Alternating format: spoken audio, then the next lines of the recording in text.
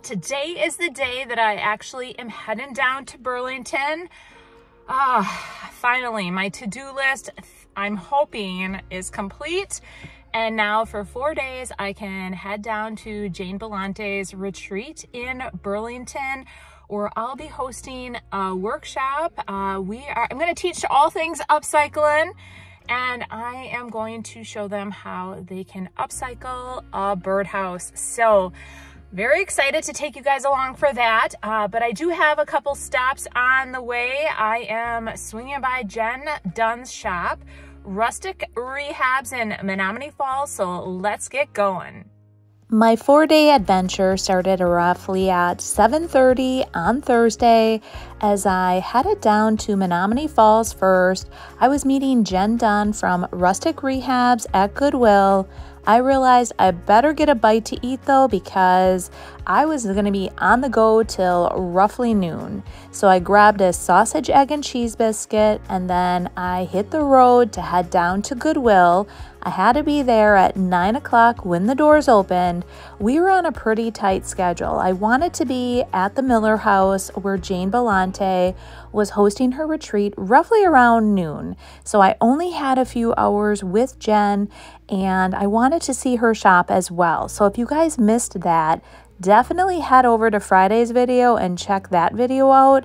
And it gave you a glimpse of my shopping trip at Goodwill and Jen's store. Now, after all of that, I headed to Burlington, Wisconsin. And you guys, my goal for the weekend was really to unwind and just renew and fill my cup of creativity. And I definitely did that after spending 4 days with this amazing group of ladies. As I pulled up to the Miller House, I almost missed the driveway. It is very hidden as you're pulling up, but then you see these beautiful white gates, and as you enter through, the property is roughly 25 acres, and it's very heavily wooded and beautiful walking trails. There's a caboose on it. It is absolutely gorgeous and perfect for your retreat. Here is where you'll be staying, and it is nestled on the Honey Creek River. So as you walk out, you hear all things nature, the sound of the river, the sound of birds. It's absolutely gorgeous, and like I told you guys, perfect for any retreat. You definitely fill your cup of creativity after being here for 4 days.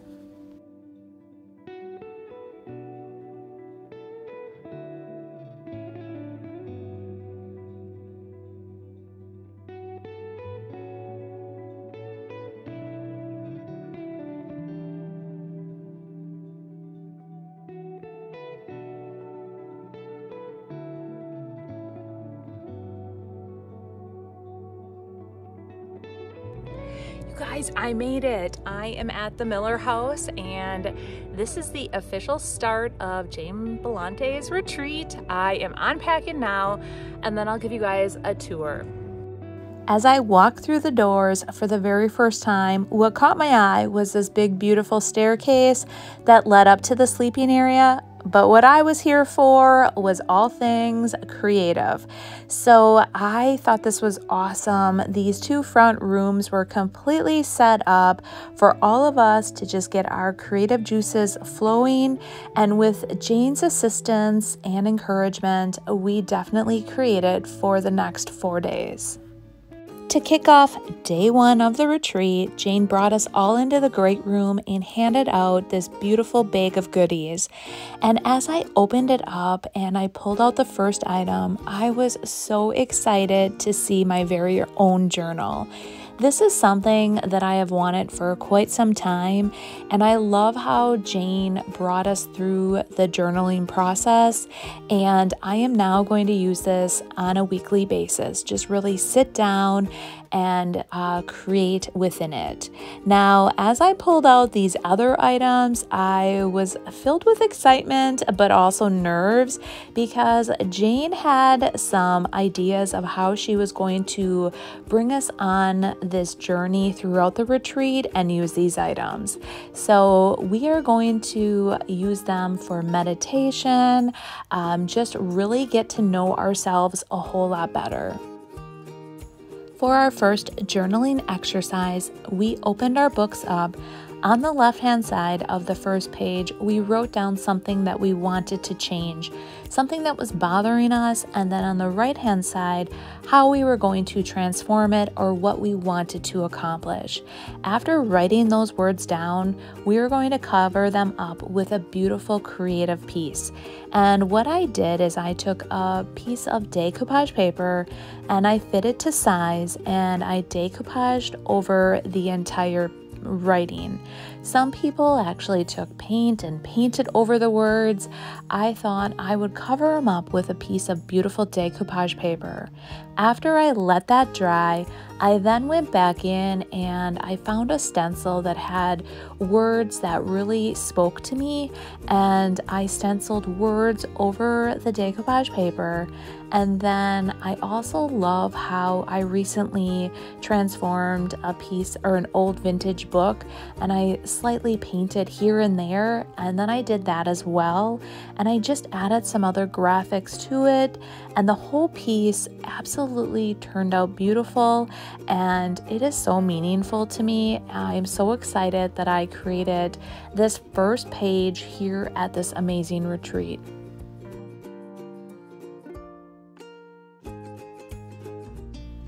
After I was finished up with my journal, I decided to walk around and showcase everyone else's journals.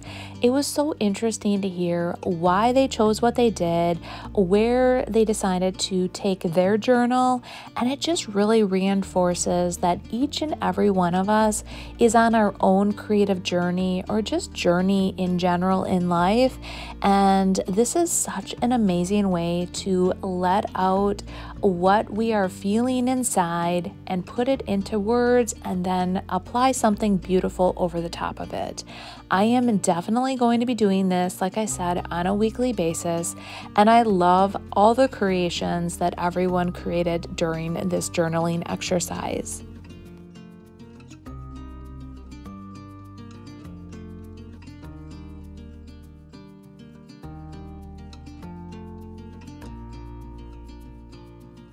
If you haven't already started doing something like this, I would definitely encourage you to take the time once a week for yourself, let it all out in writing, and then create something beautiful. Day 2 of my retreat, I started the morning off with a good cup of coffee and some chatting with the other ladies as we had breakfast. Thank you, Jane and Jill, for always being there to create these amazing meals for us. After that, we gathered our items and we headed on over to Jennifer Miller's studio. She is an amazing watercolorist and has the most beautiful art. She sells it, and I was lucky enough to snag a few pieces of my own. I'm going to have a couple at our cottage, in my own studio, and I cannot wait to bring you along as she teaches us all the art of watercoloring. Her studio is located right next door to the Miller house, so we walked down that winding road and headed on over. It is located right behind this big beautiful barn on her property. I cannot wait to show you and give you a tour of this amazing studio.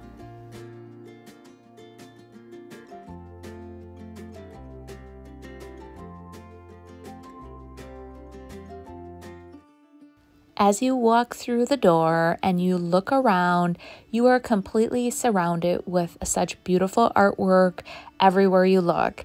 And this is the area where she actually hosts her workshops in this side of the building.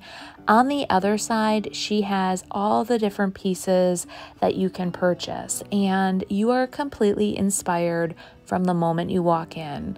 I love all the beautiful colors everywhere I look, and I am so excited to get my watercolor on today. But before we do that, let's head on in here and I am going to show you some of the beautiful artwork she has for sale.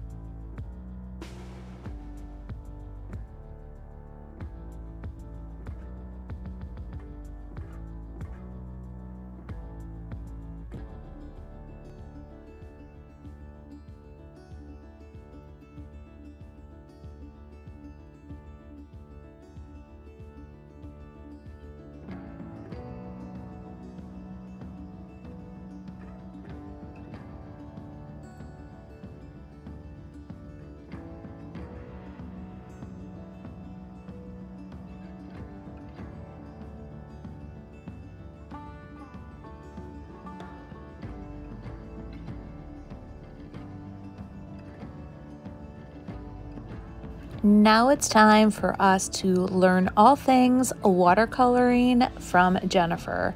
And she was such a great teacher and made it seem so easy. I love this hands-on experience. So the first thing we do, guys, is we tape down our watercolor. So that is the first thing that I'm going to do here, is tape it down, and you just use regular tape, and this gives you your border for your watercolor. Next, here are all the beautiful watercolors that we're going to use, and she talks about the different brushes. First step though is we want to wet our paper where we want the watercolors. So we are making a floral, and we are just going to start with the lightest color first, and then we're going to layer it with darker colors. And that is exactly what I'm doing here. I start with 3 and then I proceed to add additional flowers. And at first I was only going to have 6, and then I'm like, odds, I have to do odds. So then I had to create an odd number. So watch as I learn how to watercolor and how this picture all comes together.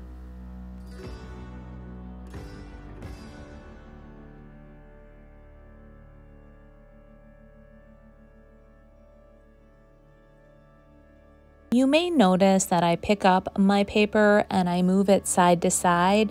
Jennifer actually recommended doing that, and to create like different movement within your watercolor.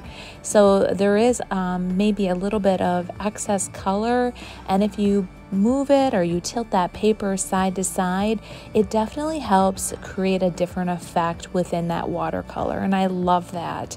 And I kept doing it once I discovered that technique.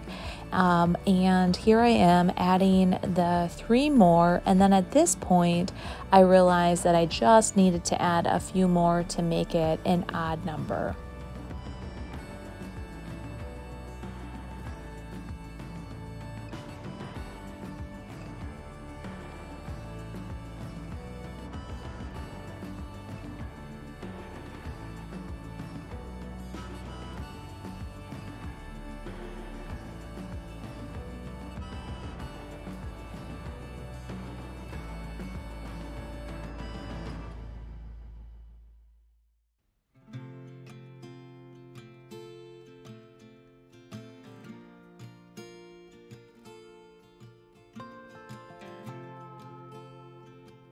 Now it's time to add some leaves, and I used a completely different brush for that, and I tried to mimic what a leaf would actually look like, and I wanted to go in with all different shades of green. So I started with one color, then I mixed up another color, and I just wanted to make it look like actual leaves on a plant.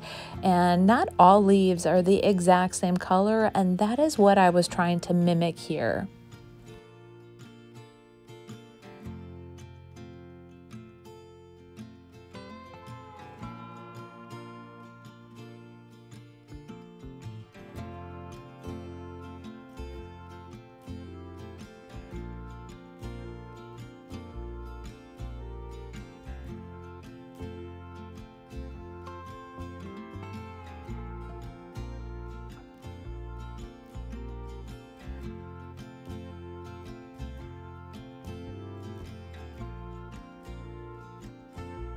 Next, we're going to add some sky. So the trick here she talked about was it wasn't going to be one solid blue.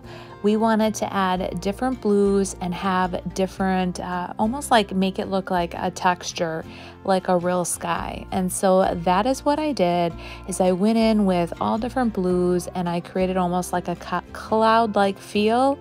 Then I decided to go back in and add some different browns and different textures within those leaves because I didn't like how the white was popping through.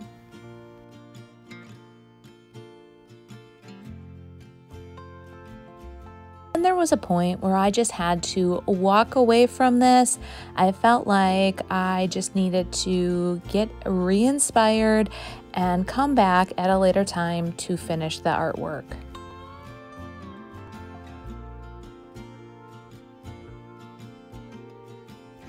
When I walked away, I decided to showcase everyone else's art as well, and you can see that each and every one of us had a completely different vision when it came to creating this piece. I love it, and I just love how everyone's vision was so unique and different, and how Jennifer started us off all with the same piece to look like, make it mimic, and we all came up with our own vision.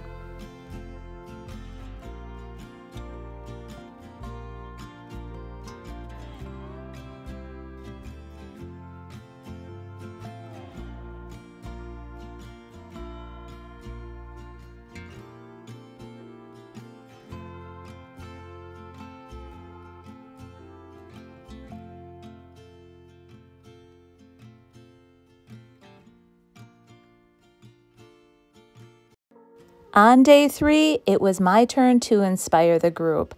My topic was upcycling, and I talked about going out and thrifting and transforming those items to make them into something beautiful. Now, I could not find identical items for everyone, so what I decided was, because I start with virtually a blank canvas when I am transforming an item, I gave everyone a birdhouse, a very blank birdhouse, and then I provided them with a bunch of items to transform those. So I provided them with IOD stamps, IOD molds, a chunk of clay, some paint, and I said, go to town and completely transform your birdhouses just like I would transform something that I have thrifted, and then I upcycle it. And let me tell you guys, these gals became so creative and had so much fun transforming these blank birdhouses into beautiful upcycled birdhouses.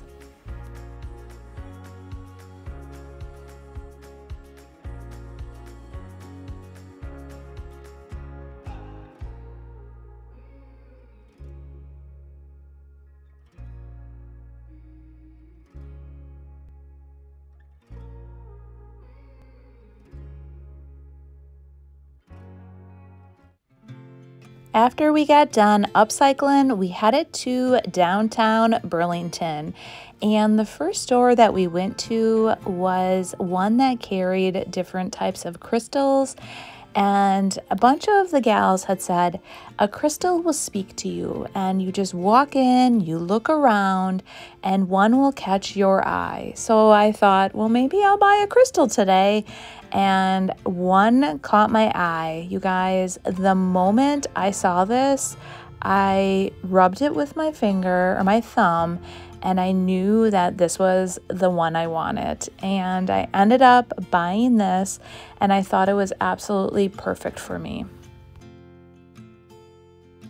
The rest of the afternoon, what we did is walked up and down downtown Burlington and just hit up all the little boutiques. And let me tell you, there were little antique shops, home decor, clothing boutiques, you name it, the downtown area had it.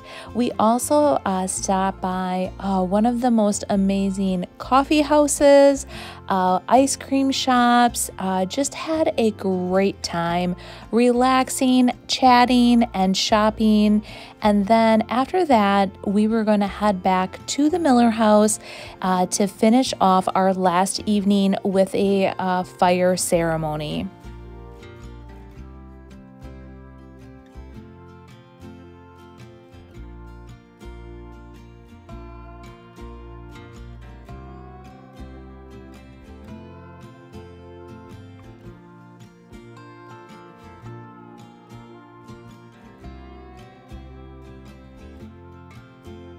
After we got back to the Miller house, we all headed down to the fire for our fire ceremony.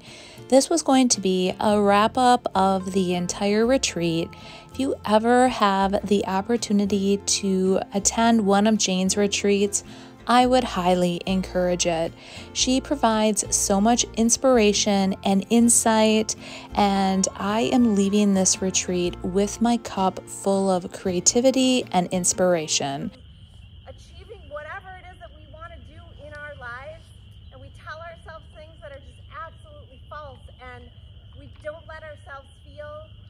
Don't let ourselves go, and like just letting yourself dance with abandon. Do it in your own house. If you have to put a blindfold on in your house and do it in your living room, do it there. Do it without a blindfold, whatever feels comfortable. If you want a blindfold on, it's okay.